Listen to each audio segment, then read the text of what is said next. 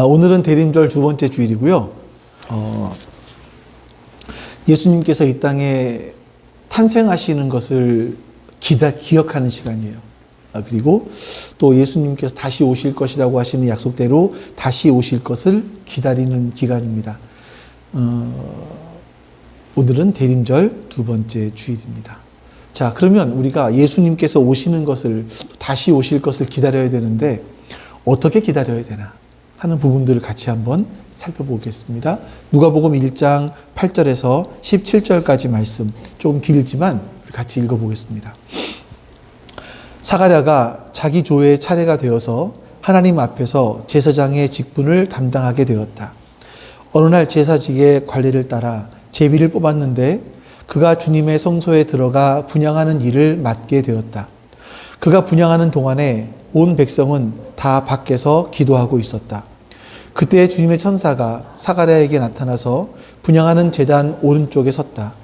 그는 천사를 보고 놀라서 두려움에 사로잡혔다. 천사가 그에게 말하였다. 사가랴야, 두려워하지 말아라. 내 간구를 주님께서 들으셨다. 내 아내 엘리사벳이 너에게 아들을 낳아줄 것이니 그 이름을 요한이라고 하여라. 그 아들은 내게 기쁨과 즐거움이 되고 많은 사람이 그의 출생을 기뻐할 것이다. 그는 주님께서 보시기에 큰 인물이 될 것이다. 그는 포도주와 독한 술을 입에 대지 않을 것이요 어머니 뱃속에 있을 때부터 성령을 충만하게 받을 것이며 이스라엘 자손 가운데서 많은 사람을 그들의 주 하나님께로 돌아오게 할 것이다. 그는 또한 엘리야의 심령과 능력을 가지고 주님보다 앞서 와서 부모의 마음을 자녀에게로 돌아오게 하고 거역하는 자들의 의인의 지혜를 길로 돌아서게 해서 주님을 맞이할 준비가 된 백성을 마련할 것이다. 아멘. 우리 어린이들은 지난 12월 3일 날 무슨 일이 있었는지 알아요? 윤석열 계엄이 아니라 윤석열 대통령이 비상계엄을 선포했었죠.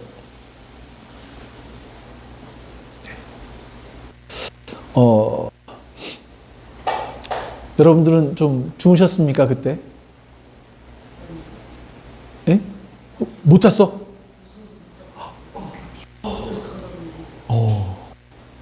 네.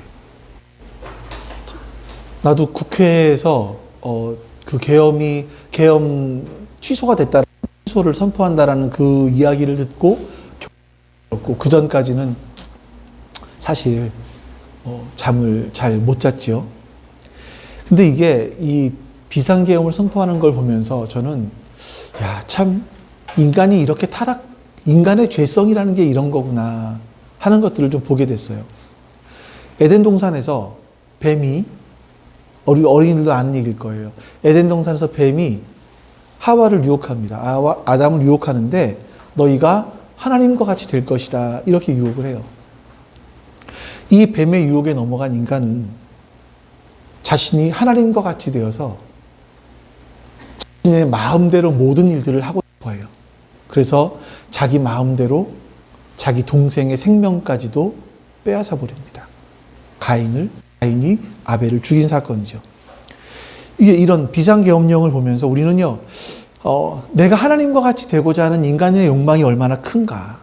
내 마음대로, 내 마음에 안 드는 사람들을 처단하고 내 뜻대로 하고 싶어하는 권세를 갖고 싶어하는 것이 인간의 욕망인 것 같다. 이게 죄의 본질이구나. 나의 뜻을 이루려고 한다면, 내가 원하는 걸 할 수만 있다면 국가의 희생, 국민의 희생, 이런 것쯤은 별 상관이 없다라는 어떤 굉장히 이기적인 태도가 그 안에서 볼 수 있었습니다.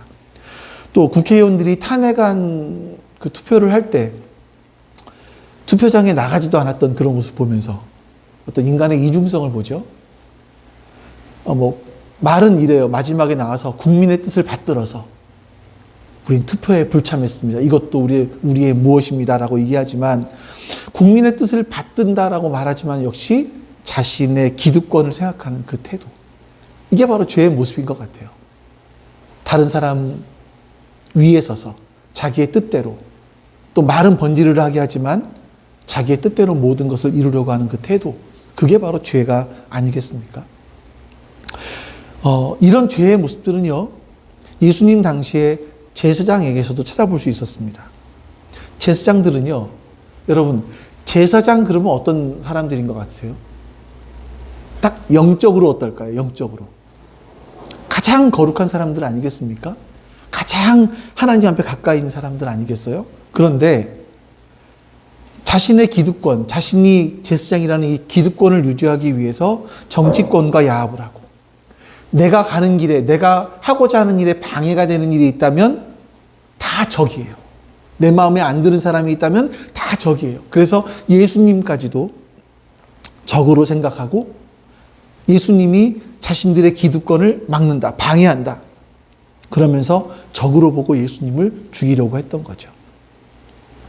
그들에게는요, 이 땅이 전부였었어요.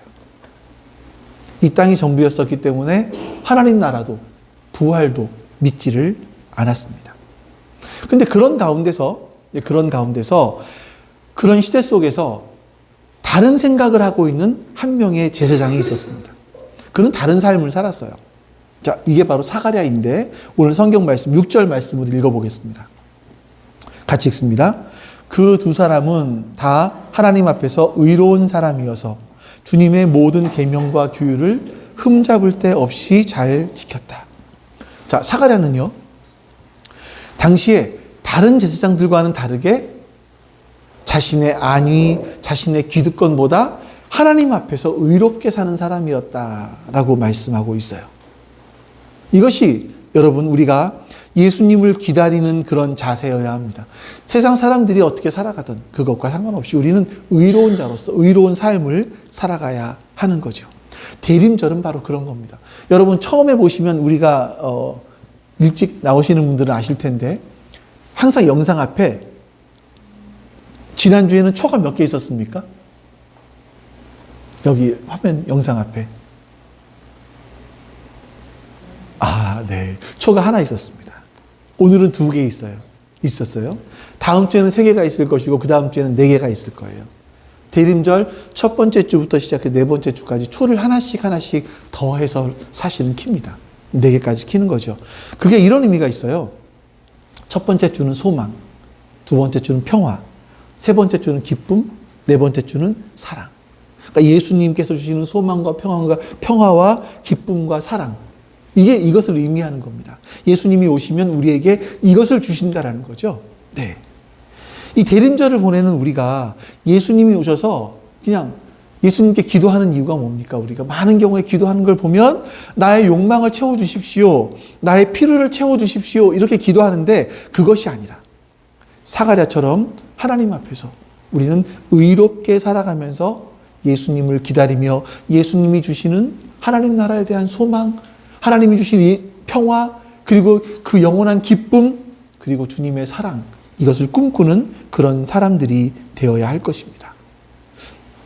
이것이 우리가 이 대림절을 맞이하면서 주님을 기다려야 될, 또 다시 오실 주님을 기다려야 될 그런 모습일 겁니다. 자, 이제 본론으로 들어가 볼게요. 누가복음을 기록한 사람은 누구일까요? 예나야, 누가복음을 기록한 사람은 누구일까요? 승은이? 누가복음을 기록한 사람은 누구일까요? 그 이름에 그 누가복음이라는 거에 힌트가 있어요. 말했어, 누가? 내가 금방 얘기했다, 누가? 누가복음을 누가 기록했을까요? 누가복음을 누가 기록했을까요? 누가가 기록했죠. 네. 제가 워낙 썰러간 사람이라서 아이들한테 재밌게 못하네요. 네. 네. 자, 누가복음을 기록한 사람은 원래 의사였습니다. 근데 의사는 굉장히 좀 치밀하고 섬세한 직업이잖아요. 그러니까 이 누가복음을 기록했을 때 누가복음에 보면 그 섬세함과 치밀함이 잘 그대로 드러나는 걸 볼 수 있습니다. 누가복음은요, 이 사건 배열을, 그러니까 이게 다른 성경들은 사건이 중요성에 따라서 앞에 있기도 하고 뒤에 있기도 해요. 근데 누가는요, 순서대로 아주 굉장히 중요하게 세밀하게 구분해서 기록을 해놨습니다. 자, 우리 한번 누가복음 1장 3절 말씀 볼까요? 같이 읽어봅니다. 그런데 존귀한 데오빌로님, 나도 모든 것을 시초부터 정확하게 조사하여 보았으므로 가깝게 그것을 순서대로 써드리는 것이 좋겠다고 생각하였습니다. 자, 여기서 보니까 누가는 성경을 어떻게 기록했습니까? 어떻게 기록했습니까? 순서대로 기록했다라고 성경 말씀하고 있어요. 그러니까 누가는요, 누가복음을 읽어보시면 그 앞에 말씀을 이해하지 못하면 뒤에 말씀이 잘 이해가 안 돼요. 이런 부분들이 있어요. 그래서 오늘 성경에 보시면 우리가 보는 말씀은 사실 예수님의 탄생에 대한 이야기보다 그 탄생의 이야기 전에 세례 요한의 탄생에 대한 이야기예요. 세례 요한의 탄생의 의미, 그 이야기를 바로 알아야 예수님의 탄생에 대한 의미를 바로 이해할 수 있기 때문에 그런 거죠. 자, 오늘 우리가 살펴볼 사건들은 두 가지입니다. 하나는 세례 요한의 아버지 사가랴가 성소에서 겪었던 일. 두 번째는 그 어머니 엘리사벳이 아이를 낳은 후에 8일 이전에 친족들 간에서 일어났던 일. 이 두 가지 사건입니다. 이 두 가지를 알면 예수님께서 이 땅에 오신 그 이유에 대해서 조금 더 알 수 있을 것 같아요. 자, 제사장은요, 여러분, 세습되어져 옵니다. 나이가 30살이 되면 넘겨지는 것 같아요. 자, 첫 번째 제사장이 누구였느냐면 바로 모세의 형 아론이었습니다. 하나님은요, 이 아론의 아들들만 제사장이 되게 하셨어요. 우리 민수기 3장 말씀 하나 볼게요. 너는 아론과 그의 아들들을 제사장으로 임명하여 그 직무를 맡아보게 하여라. 다른 사람이 성소에 가까이 하였다가는 죽을 것이다. 아론만 오직 제사장이 되게 하셨다는 겁니다. 그리고 이 제사장의 부인이 되기 위해서는요, 순수한 이스라엘 혈통이어야만 했었어요. 다른 피가 섞이면 안 됩니다. 근데 여러분, 이스라엘의 역사가 우리나라와 굉장히 흡사한 부분들이 많아요. 이방 나라의 침략을 굉장히 많이 받습니다.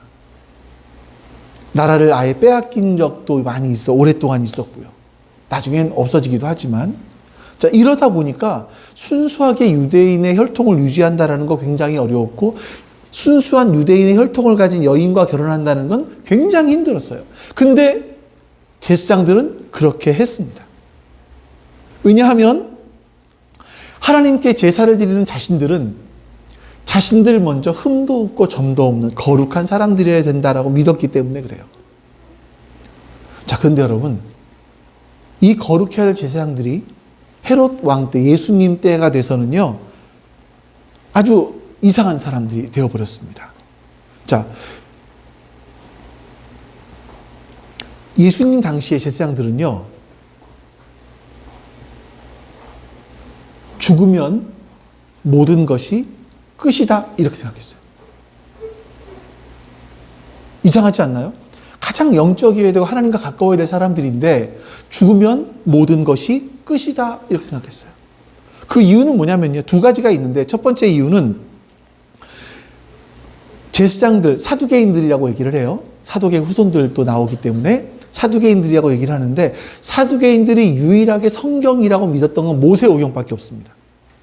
근데 모세오경에는 부활에 대한 말씀이 안 나와요. 그러니까 부활은 없다. 그리고 죽으면 소멸이다, 끝이다, 완전 소멸된다, 이렇게 보았던 거죠.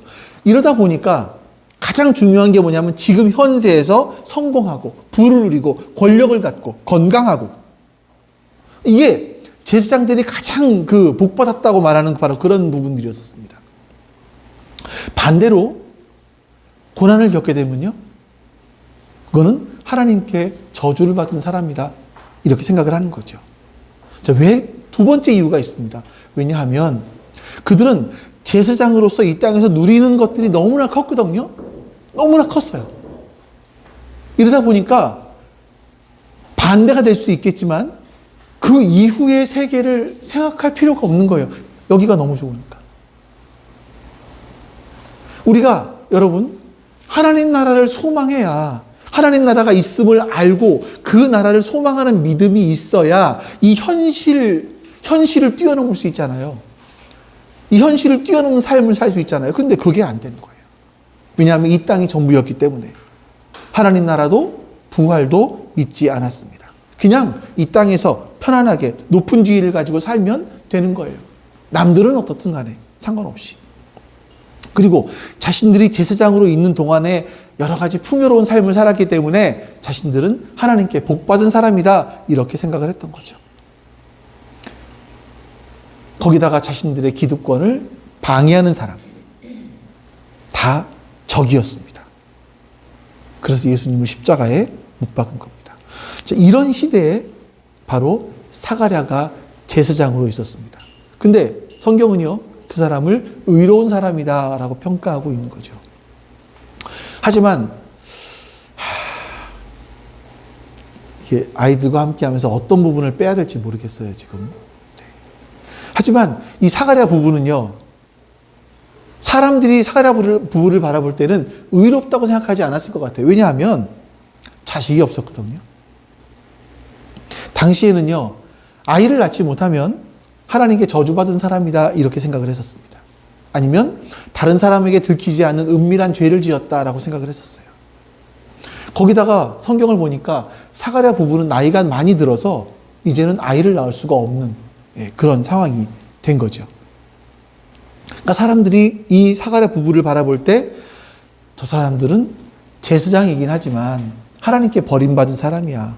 하나님 앞에 죄를 짓고 있는 사람이야. 이렇게 생각을 했던 겁니다. 자, 그러다가 이 사가랴가 성전에 올라가서 봉사를 하는 순서가 됐어요. 여러분들, 우리 지금 서울의 인구가 얼마나 되죠, 우리가?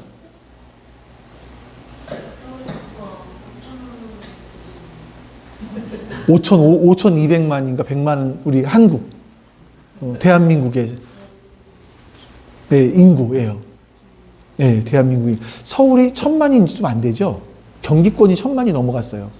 그러니까 이 서울하고 경기권 안에 요 서울하고 보면 2천만이 돼요. 2천만. 엄청난 거예요, 사실. 5분의 2가 여기에 모여 살고 있다는 게 엄청나죠? 그러면 여러분, 예수님 당시에 팔레스타인의 인구는 얼마나 됐을까요? 우리는 굉장히 많을 거라 생각을 해요. 50에서 60만 명밖에 안 됐습니다. 여러분, 그 베들레헴에서 그 아기가 태어났을 때 아기들을 죽이라고 하잖아요. 베들레헴에는 도대체 몇 명이나 살았을까요?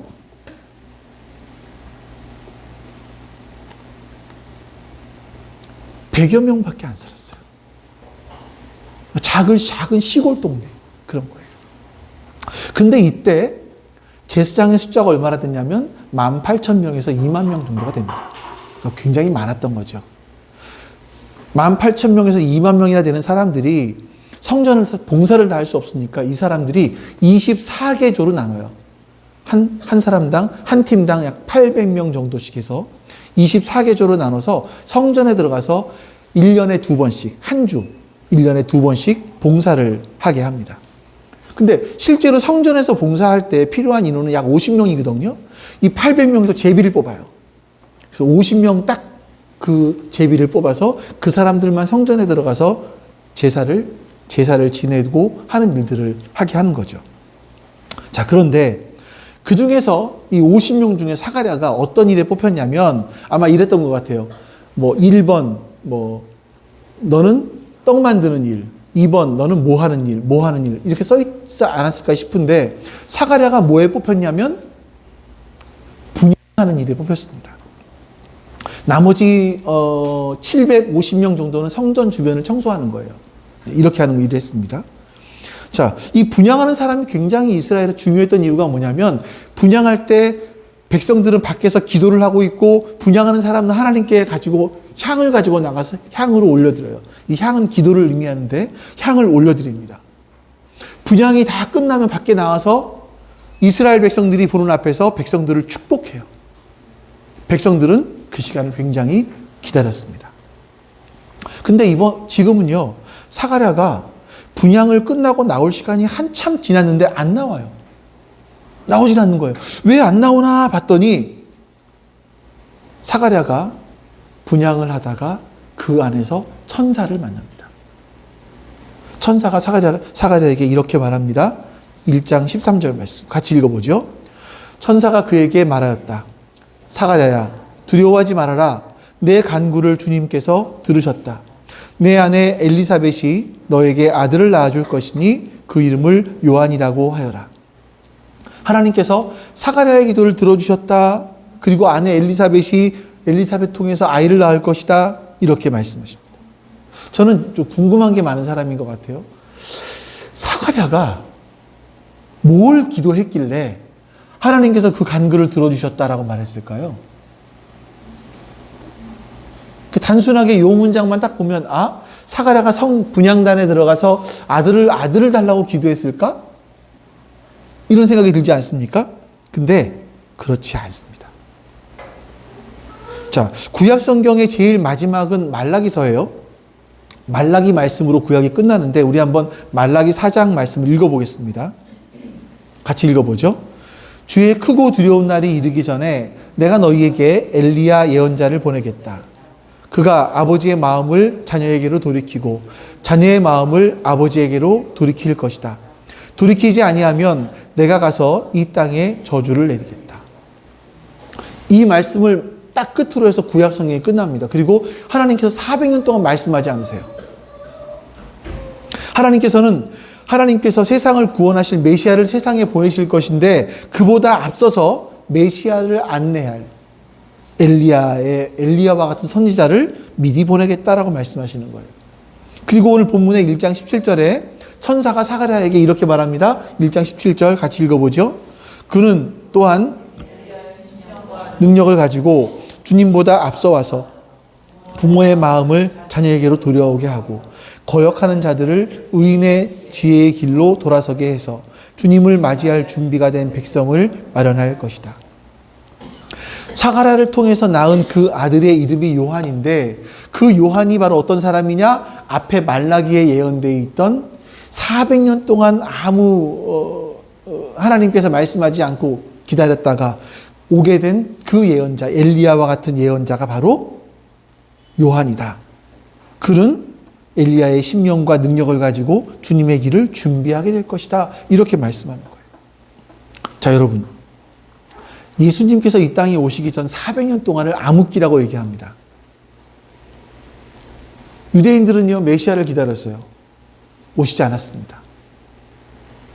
그들은 매일같이 울 일밖에 없었고요. 한숨 쉴 일밖에 없었어요.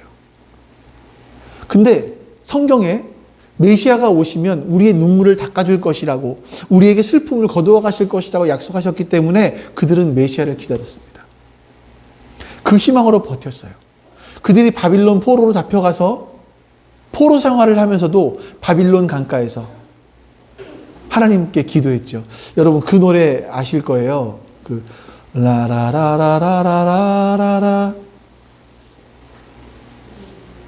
네? 그 노래 아시지 않으세요 혹시? 제가 가사가 기억이 안 나요. 라라라라라 바빌론 뭐 이런 노래 있잖아요. 그게 바빌론 강가에서 불렀던 노래 있죠. 그 희망으로 버틴 거예요. 예, 근데 이스라엘 사람들은 어디 가서나 예배드리기를 기도하기를 쉬지 않았습니다. 근데 메시아가 오지 않는 거예요. 400년이 지났고 그 사람들은 점점 하나씩 메시아가 오실 것이라는 희망을 버리기 시작했고 그 중에 가장 먼저 버린 사람들이 바로 누구였겠습니까? 제사장들이었던 겁니다. 그들은 현실로 눈을 돌리기 시작했고요. 지금 배부른 것에 만족했고 지금 안락한 것이 좋았습니다. 제사장들은 제사를 가볍게 보았습니다. 하나님께 예배드리는 것을 가볍게 보았어요. 오히려 성전을 이용해서 돈벌이를 합니다. 그들은 하나님께서 말씀하신 하나님의 정의, 하나님의 공의가 이 땅에 실현되는 것 관심이 없었습니다. 자신의 기득권 유지, 자신의 부를 축적하는 것에만 관심이 있었죠. 그런데 여러분, 사가랴는 달랐던 거예요. 사가랴는 어떤 사람이었냐?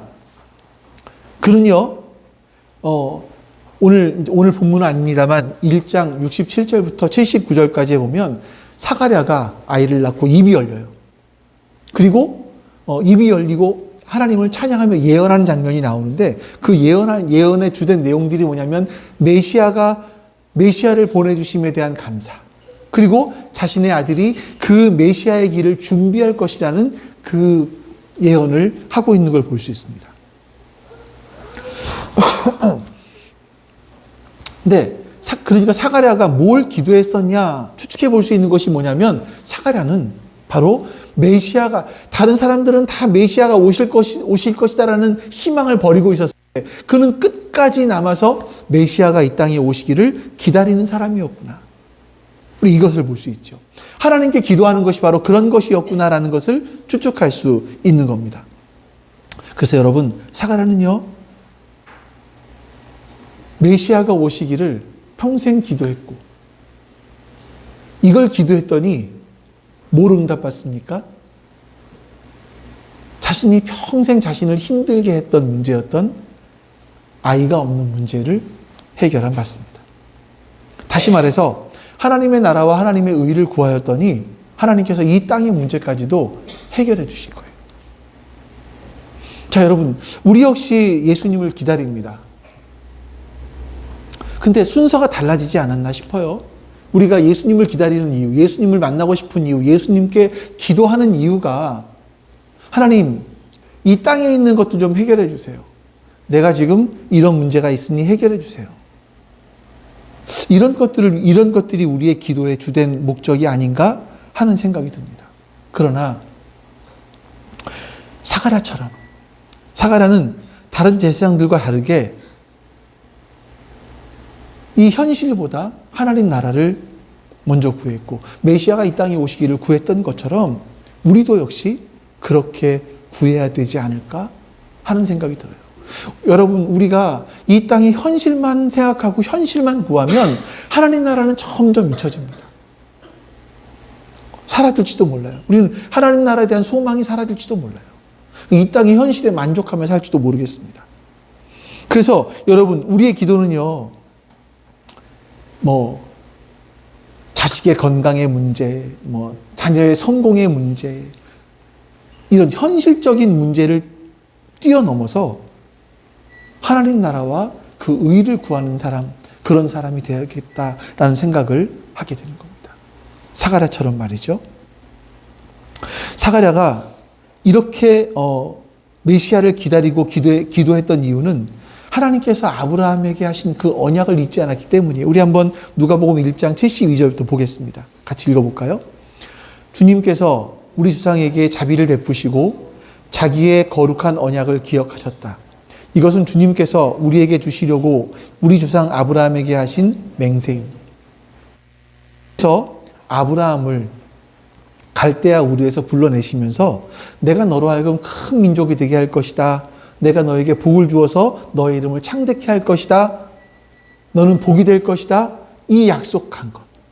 이 약속한 것을 지금 누가 기억하고 있는 겁니까? 사가랴가 기억하고 있다는 거예요.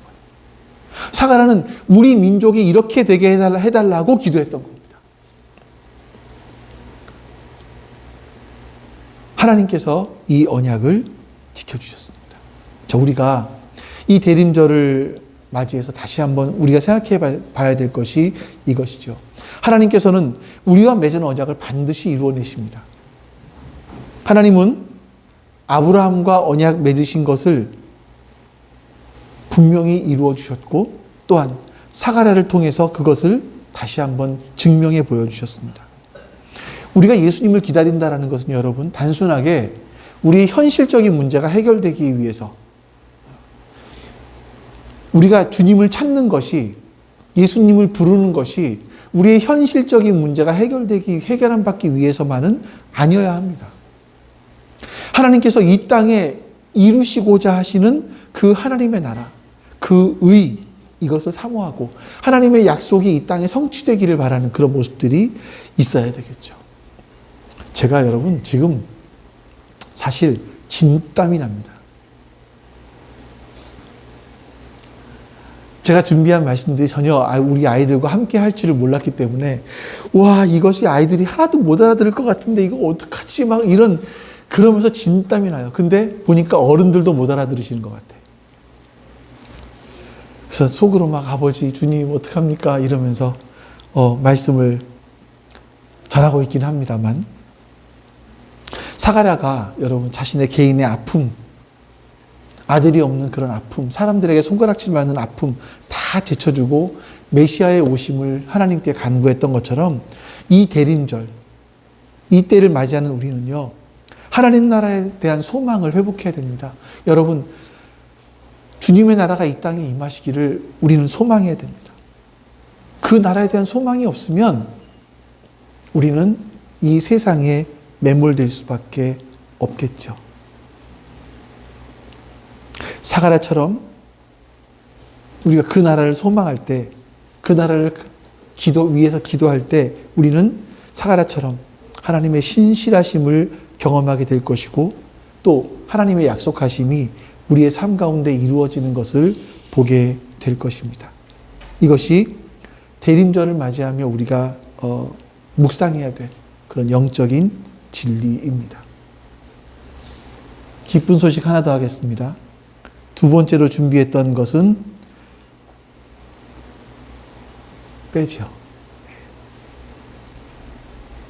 기쁜 소식인지 모르겠는데, 자, 우리가 꼭 기억해야 될 것, 우리 진정한 기다림이 필요합니다. 사가랴가 자신의 개인적인 문제나 현실적인 문제를 뛰어넘어서 메시아가 이 땅에 오심을 구했던 것처럼, 우리 역시 우리 현실적인 문제를 뛰어넘어서 하나님 나라가 이 땅에 임하시기를 소망하는 그런 우리가 되어야 할 것입니다. 이것을 우리의 마음에 새기시고 대림절을 여러분들이 보내시면 좋겠습니다. 하나님 나라에 대한 소망이 없는 우리들에게 그 나라에 대한 소망을 주시고, 이 땅을 이겨낼 만한 힘이 없는 우리들에게 이 땅을 이겨낼 수 있는 힘과 위로를 주시고, 세상에 의지할 사람들이 없는 우리들에게 참된 친구가 되어주신 주님, 우리가 그 주님을 기억하며 오늘도 주 앞에 예배했습니다. 하나님, 우리의 예배를 받으시고 흠양하여 주시옵소서. 뿐만 아니라 우리가 그 주님을 기억하며 감사함으로 또 감격함으로 이 땅에서 주님의 오심을 기다리고 소망하는 삶을 살아갈 수 있도록 은혜 베풀어 주시옵소서. 감사드리며 우리 주 예수 그리스도의 이름으로 기도하옵나이다. 아멘. 여호와는 내게 복을 주시고 너를 지키시기를 원하며, 여호와는 그의 얼굴을 내게 비추사 은혜 베푸시기를 원하며, 여호와는 그 얼굴을 내게로 향하여 드사 평강 주시기를 원하노라. 아멘. 이제는 우리에게 참된 생명을 주시기 위하여 이 땅에 오신 예수 그리스도의 은혜와 그 아들을 우리에게 보내주신 아버지 하나님의 사랑하심과, 그리고 그 사랑을 깨닫게 해주시는 성령 하나님의 내주하심이 지금 주 앞에 모여 예배드린 모든 하나님 백성들 머리 위에 지금부터 영원토록 함께 하시기를 간절히 축원하옵나이다. 아멘.